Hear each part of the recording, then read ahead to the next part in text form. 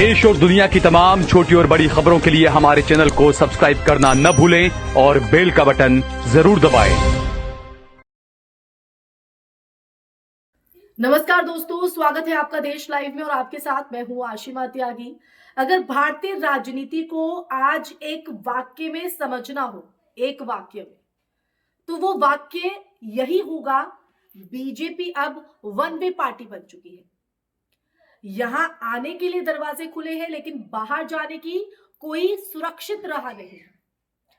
ये महज एक राजनीतिक आरोप नहीं है दोस्तों, बल्कि बीते 10 सालों में बार बार दिखा है कि एक ठोस पैटर्न, यही एक ठोस पैटर्न है। सवाल ये नहीं है कि कौन भारतीय जनता पार्टी में शामिल हो रहा है, असली सवाल यह है कि जो निकलना चाहता है उसके साथ क्या होता है। और जब इस सवाल का जवाब बार बार ईडी, सीबीआई और इनकम टैक्स की छापेमार गाड़ियों में मिलता है, तो लोकतंत्र की सेहत पर चिंता लाजमी है। तो आज हम इसी पर चर्चा करेंगे दोस्तों। चर्चा में आगे बढ़े उससे पहले आप लोगों से अपील, इंसाफ की आवाज को बुलंद करने के लिए और सच्ची पत्रकारिता के लिए हमारा यानी देश लाइव का सहयोग करें। साथ ही डिस्क्रिप्शन में दिए गए लिंक को ओपन कर ज्वाइन बटन दबाकर आप हमसे यानी देश लाइव से सीधा जुड़ सकते हो दोस्तों। तो दोस्तों, चर्चा में हम आगे बढ़ते हैं और पूरा मसला आपको बताते हैं कि आखिर ये क्या है, क्योंकि इसको समझना जरूरी है। बीजेपी का हमने जिक्र किया है, वन वे पार्टी की बात यहां पर हो रही है, तो वो यूं ही नहीं हो रही, क्योंकि दरअसल बीजेपी की अगर बात करें तो बीजेपी का मौजूदा राजनीतिक मॉडल बहुत साफ है। पहले विपक्ष के नेताओं पर प्रवर्तन निदेशालय यानी ईडी, केंद्रीय अन्वेषण ब्यूरो और आयकर विभाग के जरिए दबाव बनाया जाता है, एकदम प्रेशर। फाइलें खोल दी जाती है, परत दर परत छापे पड़ते हैं, मीडिया में भ्रष्टाचार की सुर्खियां चलाई जाती है और फिर वही नेता अगर बीजेपी में शामिल हो जाए, उसका दामन थाम ले, तो अचानक उसका दामन साफ हो जाता है और जांच की रफ्तार भी धीमी हो जाती है और कई मामलों में तो पूरी तरह जो है वो गायब। ये कोई संयोग नहीं है, बल्कि सत्ता की डर के गठजोड़ की रणनीति है दोस्तों। बीजेपी में जाना अब विचारधारा का सवाल कम और सर्वाइवल स्ट्रैटेजी जो है वो ज्यादा बन चुका है।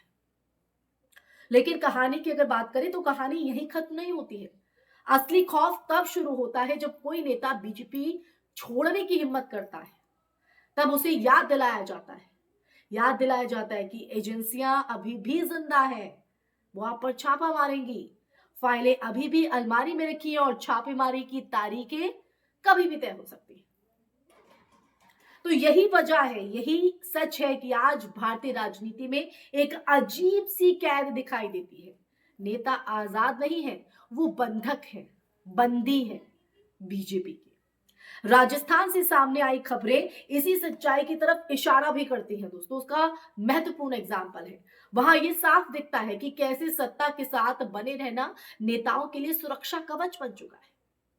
बीजेपी छोड़ना अब सिर्फ पार्टी बदलना नहीं, बल्कि अपने ऊपर कानूनी मुसीबतों को न्योता देना भी बन गया है।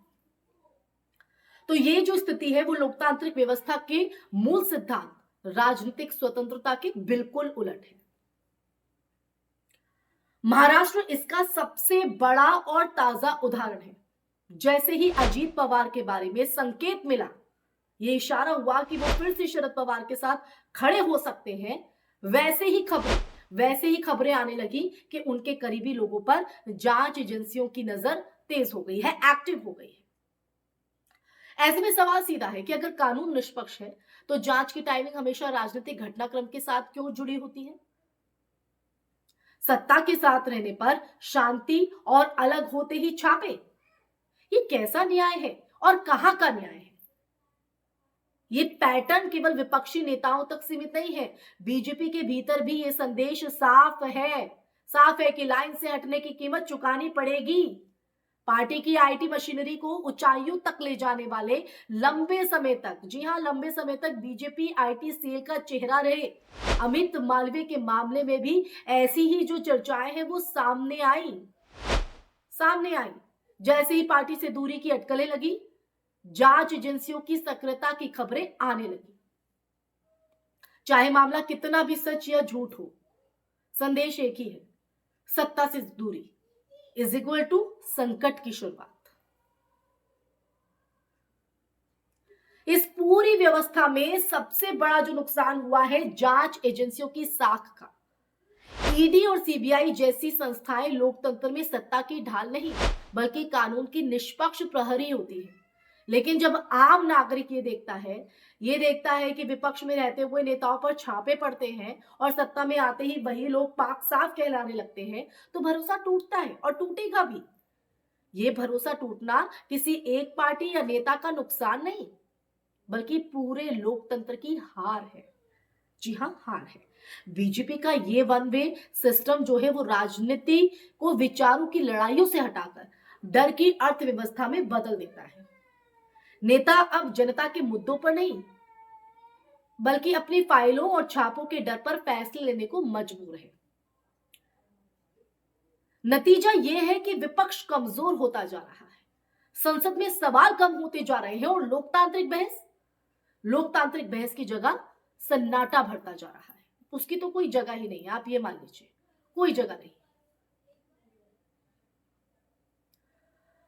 तो आज भारत में अगर बात करें तो सबसे बड़ा सवाल ये नहीं है कि अगला चुनाव कौन जीतेगा कौन नहीं, बल्कि यहां पर सवाल ये है कि क्या किसी नेता की सत्ता छोड़ने की आजादी भी होगी किसी नेता को। अगर राजनीति सचमुच वन वे बन चुकी है तो ये सिर्फ विपक्षी समस्या नहीं बल्कि हर नागरिक की चिंता भी है, घोर चिंता है।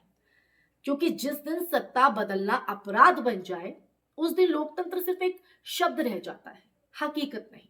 और इस हकीकत को जानना ही जरूरी है। तो ऐसे तमाम बहुत से उदाहरण हैं जो इस बात को साबित भी करते हैं, इस बात को दिखाते भी हैं। तो आपका इस पे नजरिया क्या है, आप क्या मानते हैं? क्योंकि पूरा सच देश लाइव ने आज इस चर्चा के माध्यम से आपके सामने रखा है, इस वीडियो के माध्यम से। अब इस सच को जानने के बाद आपके मन में क्या विचार है, आपका नजरिया इस पर क्या कहता है, ये बहुत जरूरी हो जाता है देश हित और देश लाइव दोनों के लिए। तो दोस्तों, इसी के साथ मैं चर्चा में यही विराम लगाऊंगी। ये चर्चा आपको कैसी लगी कमेंट सेक्शन में हमेशा की तरह कमेंट करके आपको बताना है। साथ ही इस वीडियो को ज्यादा से ज्यादा शेयर करना है, हमारे चैनल देश लाइव को सब्सक्राइब भी करना है ताकि देश लाइव आपकी आवाज को बुलंद करता रहे, आपका साथ देता रहे, आपके सरोकार से जुड़े मुद्दे उठाता रहे। इसी के साथ आप लोगों से इजाजत लेना चाहूंगी, फिर हाजिर होंगी ऐसा ही सच का संवाद लेकर। तब तक के लिए अपना ख्याल रखिए। जय हिंद, जय भारत, नमस्कार।